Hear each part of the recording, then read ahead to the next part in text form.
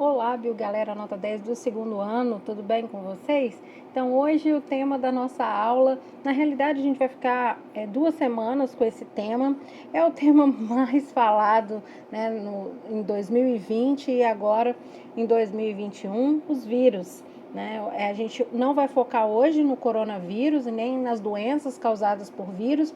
Hoje, nessa aula, a gente vai falar sobre as características gerais desses seres bastante peculiares que não são incluídos em nenhum dos 5 reinos que nós estudamos anteriormente. Né? No capítulo 1, a gente viu a classificação dos seres vivos, discutimos as categorias taxonômicas, e das categorias taxonômicas, o reino, existem 5, né? Segundo o Whittaker: Monera, Protoctista, Fungi, Animal e Vegetal, e os vírus não estão incluídos em nenhum desses 5 reinos. E se a gente analisar os domínios, que são 3 domínios, domínio Archaea, domínio Bactéria e domínio Eucária, também os vírus não estão incluídos nesses domínios. Então, os vírus são estudados à parte dentro da biologia, são seres, então, que não apresentam a classificação em reinos. E a gente vai entender nessa aula, então, por que esses organismos são tão peculiares, e dentro da biologia existe aí uma briga para se eles até podem ou não serem considerados seres vivos. Então, essa é a nossa aula dessa semana. A gente vai fazer exercícios, o resumo, o podcast e essa videoaula, tudo relacionado, então, com os aspectos gerais dos vírus. Então, vamos lá? Então, vamos começar, gente. Então, começando com esse nome, né? As características, então, gerais dos vírus, esses seres que não apresentam organização celular. Esse nome, vírus, ele foi usado pela primeira vez em 1886 por um pesquisador chamado de Adolf Meyer. Meyer, ele foi o primeiro a dar essa nomenclatura de vírus, que em latim significa veneno. Meyer, ele analisou, né, na realidade ele não conseguiu observar os vírus, porque eles são muito pequenos, algumas dezenas de vezes menores do que bactérias. Ele não conseguiu visualizar os vírus no microscópio, mas ele percebeu que existia um organismo, então, menor do que as bactérias, que conseguia ser filtrado pelo filtro mais potente que ele tinha. E aí, a esse organismo, que ele não sabia o que era, então ele deu um nome de veneno, então, que é o significado da palavra vírus, certo? O primeiro vírus que foi, então, começou, né, a ser estudado pelo Adolf Meyer foi o vírus do mosaico do tabaco, tá? Um vírus, então, que ataca a planta que se extrai o fumo, certo? E mais uma das características, então, mais importantes que a gente tem que entender na aula de hoje é que eles não são incluídos em nenhum dos 5 reinos, sendo, então, diferente dos demais seres vivos. Então, eles são seres bastante peculiares. E por quê? O que vírus tem para ele não ser considerado nem por alguns biólogos seres vivos e nem serem considerados, incluídos, né, classificados em nenhum dos 5 reinos? Então, nesse slide aqui, vamos ver, então, essas características peculiares dos vírus, começando com a mais importante, que é o fato deles não apresentarem, então, uma organização celular. Os seres vivos, então, são divididos quanto ao número de células em unicelulares, aqueles que só têm uma célula, multi ou pluricelulares, aqueles que têm mais de uma célula, e os vírus, que são, então, acelulares. Isso significa o quê? Significa que eles não, então, possuem célula. Além de não possuírem célula, faz, então, com que isso seja uma das características que tira, então, os vírus da classificação dos 5 reinos, porque um dos critérios para classificar os seres vivos nos 5 reinos é a presença de células, e também, além da presença de células, o tipo de célula, se é procariota ou eucariota. E vírus não tem nenhuma coisa, não tem outra, não é procarionte, não é eucarionte, porque nem estrutura celular ele possui. Então, essa é a principal característica dos vírus. Além disso, eles também não possuem metabolismo próprio. Eles, então, o seu material genético é bastante peculiar. Eles têm DNA ou RNA. São parasitas intracelulares obrigatórios. Isso significa que eles só conseguem se reproduzir e se desenvolver dentro de uma célula hospedeira. Fora de uma célula hospedeira, a gente até usa um termo para os vírus. Ele é chamado de inerte, quando então ele não está, né, ele está no meio fora da célula. Então, ele só consegue se desenvolver dentro da célula, por isso eles são parasitas obrigatórios. São agentes infecciosos microscópicos muito pequenos, mas não é que eles são pequenos, visíveis ao microscópio normal. Precisa-se, então, de um microscópio mais elaborado, chamado de microscópio eletrônico, para a gente conseguir visualizar um vírus, tá? Então, eles são só visíveis ao microscópio eletrônico. Eles infectam todos os tipos de seres vivos, eles infectam bactérias, protozoários, fungos, plantas e animais, incluindo aí várias, né, causando várias doenças na espécie humana. Apresentam uma alta especificidade, então eles apresentam uma especificidade celular. O que significa isso? Que eles são muito específicos. O vírus, por exemplo, da gripe, o coronavírus, ele ataca então o sistema respiratório. Tá? Então, eles têm uma certa especificidade, então eles são altamente específicos. Também, uma das características mais marcantes dos vírus é o fato deles sofrerem frequentes mutações, ou seja, os vírus eles modificam muito rápido o seu material genético. Até essa característica aqui de sofrerem frequentes mutações justifica o fato, por exemplo, do surgimento de várias cepas do coronavírus, né, novas linhagens de coronavírus. Também justifica o fato de você não ter ainda uma vacina, por exemplo, para vírus como a HIV, que é o vírus causador da AIDS. Então, o fato deles sempre modificarem o seu material genético numa frequência muito maior do que os demais seres vivos. Então, gente, esse slide aqui, estou resumindo aí para vocês os principais aspectos, então, dos vírus, as características que fazem com que esses seres, então, sejam bastante peculiares, por isso não estão incluídos em nenhum dos 5 reinos, tá? E essa discussão se vírus também, né, até né, não está incluído em nenhum dos 5 reinos, cria-se um debate, então, na comunidade científica se os vírus podem ou não até serem considerados seres vivos, né? Alguns biólogos, então, nem discutem a classificação dos vírus nos 5 reinos, eles já não querem considerar os vírus seres vivos. E aí, aqui a gente tem uma diferença. O que vírus, então, tem de ser vivo? O que os vírus compartilham com seres brutos, com seres que não têm vida? Então, aqui, olha só, por exemplo, quando você se refere ao fato dos vírus fora do hospedeiro, eles não manifestarem atividades vitais, por exemplo, fora do hospedeiro, os vírus não têm metabolismo, não conseguem se reproduzir, não têm estruturas celulares, eles dependem, então, de toda a maquinaria proteica, bioquímica, para se reproduzir da célula hospedeira. Isso é uma característica de seres que não têm vida.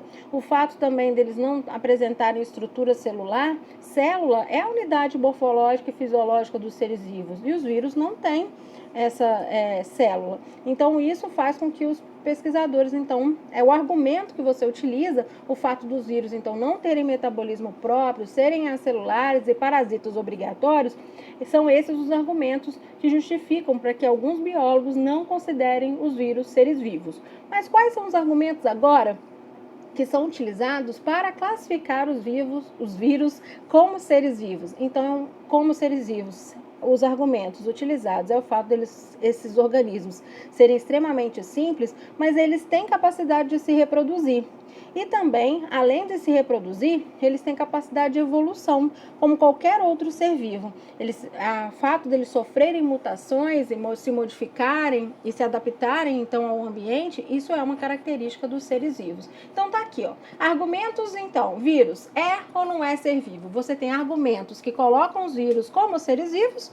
Então, o fato deles se reproduzirem, de evoluírem, sofrerem mutação, e o fato deles, e os argumentos que fazem com que os vírus não sejam considerados seres vivos, é o fato deles não terem célula, deles só conseguirem se reproduzir dentro de uma célula viva, então eles são parasitas intracelulares obrigatórios, o fato deles não terem metabolismo próprio também justifica, no fato também do material genético, né? Os vírus têm DNA, você tem vírus só de DNA e vírus só com RNA. Então, o material genético é DNA ou RNA, nunca os dois juntos. Isso também é um fato que não é característico de ser vivo. O ser vivo sempre tem os dois ácidos nucleicos, DNA, formando o RNA, certinho? Então, agora Então, que a gente já discutiu bastante esse assunto, vamos falar um pouquinho sobre como é, então, a estrutura viral. Se vírus não tem célula, certo? Ele não tem célula, é um ser acelular. O que vírus tem, certo? Como que é, então, a estrutura de um vírus? Bom, para identificar, gente, a estrutura de um vírus, vamos falar um pouquinho sobre o fato de que é uma célula, né? Uma célula, por mais simples que ela seja, que é a célula procariota, ela tem 4 componentes básicos, que são o material genético, o citoplasma, a membrana plasmática e uma organela, que são os ribossomos. Então, qualquer célula, desde uma célula procariota encontrada numa bactéria, que é uma célula mais simples, até uma célula eucariota encontrada em protozoários, em plantas, em animais, em fungos, toda célula tem esses 4 componentes. Então, vou repetir: membrana plasmática, citoplasma, material genético e ribossomos. O que o vírus tem? Não tem isso. Vírus, desses 4 componentes básicos da célula, vírus só tem o material genético, que eu acabei de falar. O material genético dele é o RNA ou o DNA, certo? Então, de estrutura celular, vírus só tem o material genético. Então, tá aqui como que seria, então, a estrutura muito simples de um vírus. Eles são divididos em 2 grupos, em partículas virais envelopadas e não envelopadas. As não envelopadas, então, apresentam o material genético, que é o ácido nucleico, DNA ou RNA, envolvido por uma cápsula de proteína chamada de capsídeo, sendo que esse capsídeo, junto com o DNA ou o RNA, formam um termo. A gente pode falar que esse termo a gente designa de núcleo capsídeo. Então, esses seriam as partículas virais não envelopadas. Só isso. Vírus causa tanto estrago, mas tem essa estrutura muito simples, gente. Material genético envolvido por uma capa de proteína chamada de capsídeo. Já os vírus, que são partículas envelopadas, além desse capsídeo, além desse material genético, vai ter ainda um envelope lipoproteico externo a esse capsídeo, tá bom? Então, essa seria uma estrutura de vírus. Simples, muito simples, gente. Não tem célula. Então, é simplesmente uma capa de proteína, que é o capsídeo, envolvendo o material genético, o DNA, o RNA. E existem ainda alguns vírus envelopados, que além desse capsídeo, envolvendo o material genético, existe ainda uma outra membrana, que é um envelope formado de lipídios e proteínas, chamado de envelope lipoproteico, tá? Então, aqui eu coloquei alguns vírus para vocês verem a morfologia. Esse aqui é um dos vírus mais estudados, é o bacteriófago, também chamado de fago. Ele é um vírus que para nós não tem problema nenhum, ele só infecta bactérias, e essa é a estrutura então do bacteriófago. O capsídeo dele é dividido em 3 partes: cabeça, cauda e essa bainha contrátil.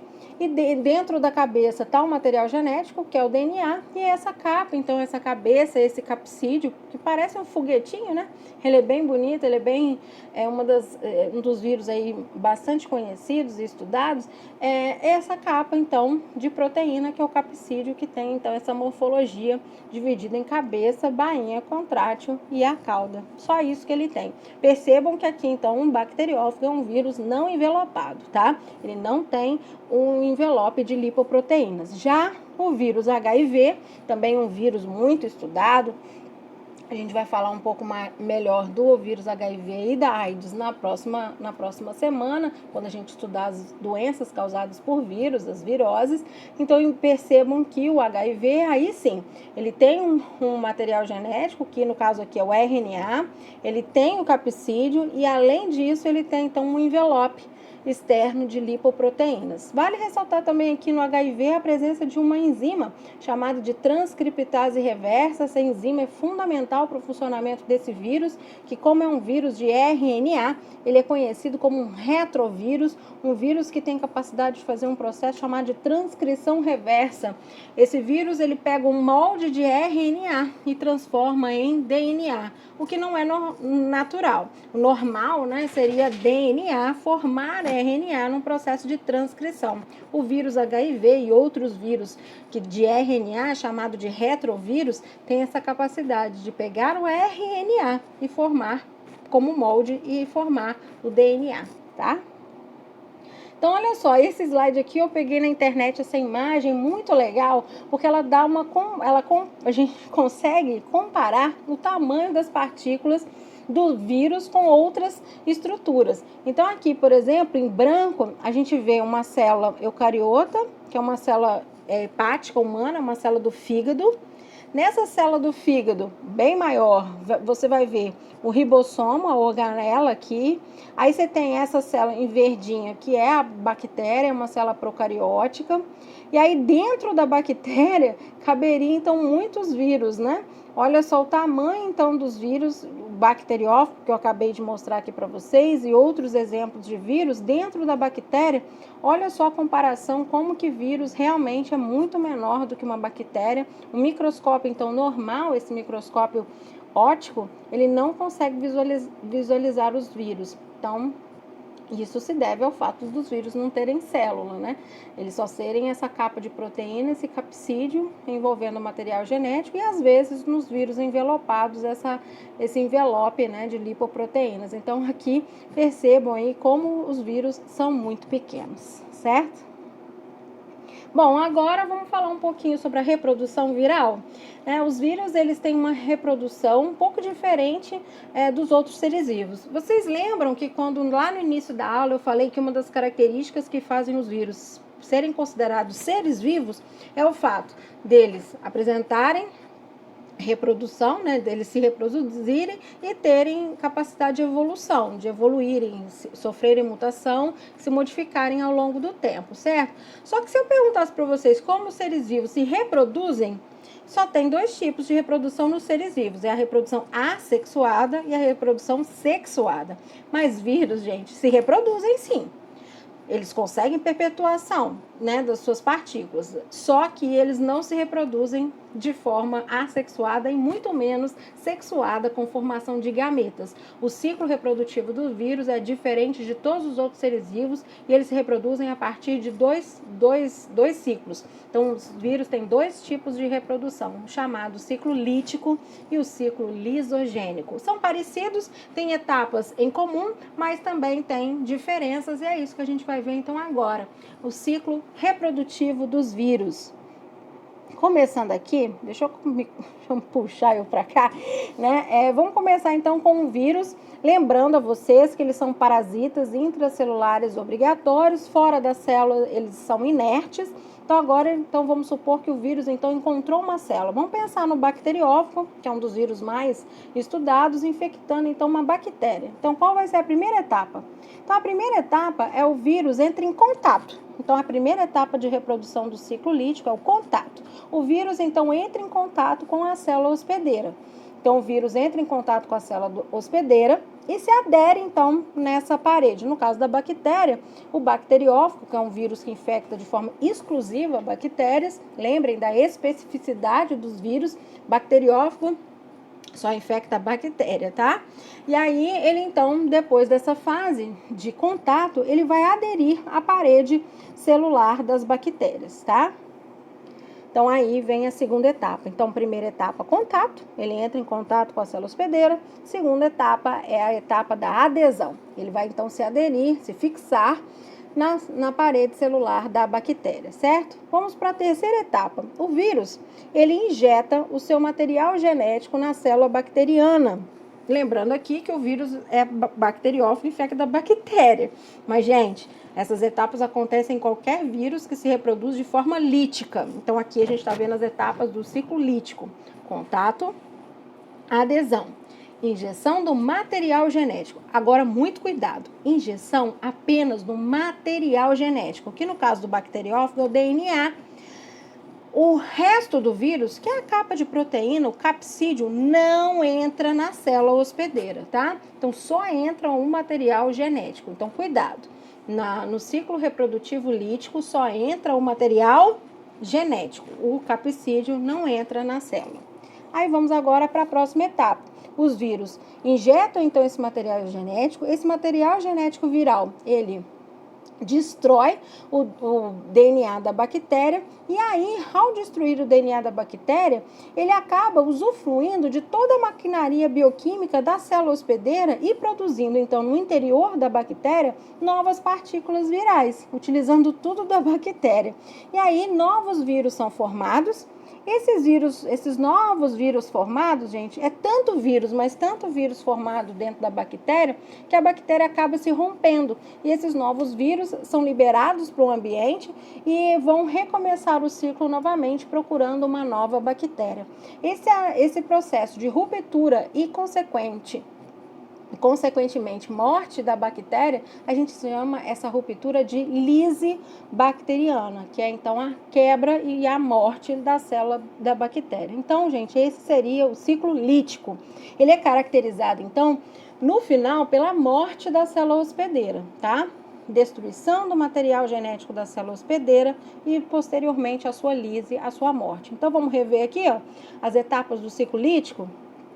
Contato, adesão, injeção do material genético, destruição do DNA da célula hospedeira, construção, fabricação de novas partículas virais, utilizando toda a maquinaria proteica e bioquímica, as organelas, a energia da célula hospedeira, e aí a formação de novas partículas virais e consequente lise e morte da célula hospedeira, tá? Então esse aqui é o ciclo lítico.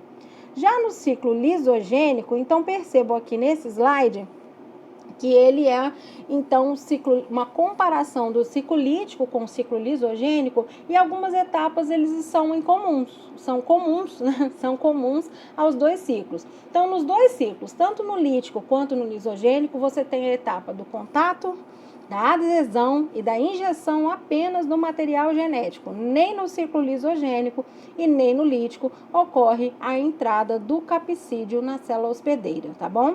Somente do material genético. Aí vamos ver as diferenças, então. Apesar daqui, essa figura aqui, essa imagem, tá em espanhol, né? Mas eu acho que dá aqui para vocês foquem aqui apenas nas imagens, tá? Então, no ciclo lítico é morte, lise celular, mas no ciclo lisogênico não.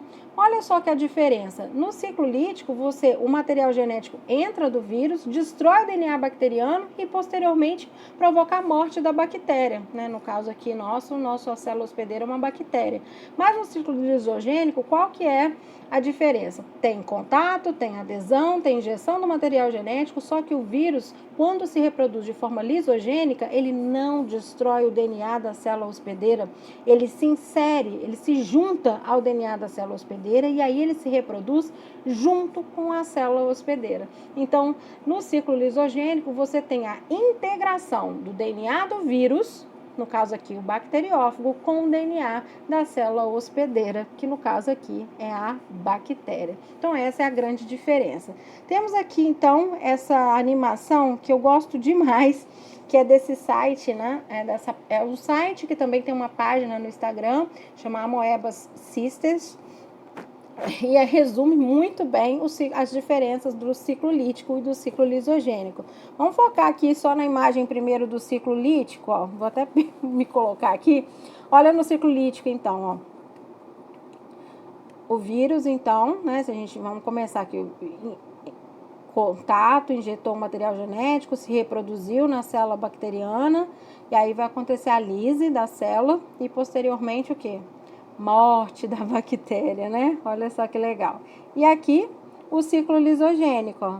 Injetou o material genético, ele se inseriu junto com o da célula hospedeira, e aí quando a bactéria se reproduz, junto com ela vai o DNA viral. Olha que interessante. Então, é uma estratégia bem interessante. Então, no ciclo lisogênico, olha, insere o DNA do vírus junto com o DNA da bactéria e quando ela se reproduz, leva com ela junto o material genético desse parasita. Beleza? Muito legal, né, gente? Então, essa foi a nossa videoaula de hoje sobre as características gerais dos vírus. O que a gente tem, então, essa semana? A gente tem um resumo sobre esse assunto que eu acabei de falar, os aspectos gerais dos vírus. Nós temos também um podcast para vocês escutarem sobre esse assunto, tá? E os exercícios que dessa semana vai ser na plataforma Ciência, tá? Vão ser os exercícios sobre vírus na própria plataforma que vocês vão fazer, tá bom? Então essa foi a nossa aula de hoje sobre vírus. Um beijo e até a próxima!